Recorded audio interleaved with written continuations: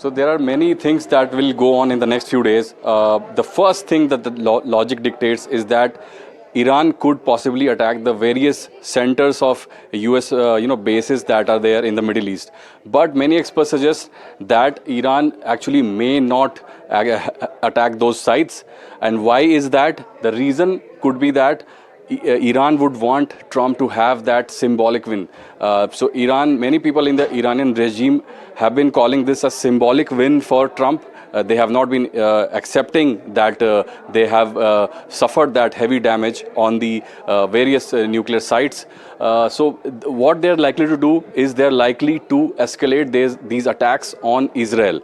They have already fired the biggest ballistic missile they have in their possession on Tel Aviv. That happened like 2 hours ago.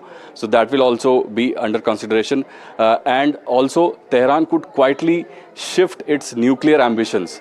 So Iran has been one of these signatories of the NPT, which is the Non-Proliferation Treaty. Under that treaty, Iran vowed that it won't develop nuclear weapons. So this gives them that excuse to exit that NPT and try to escalate those nuclear ambitions that they've reportedly had.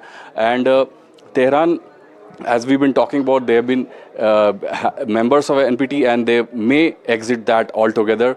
And lastly, this would give them some leverage in these post-war negotiations. There will be many, when we consider this war, many parties are involved.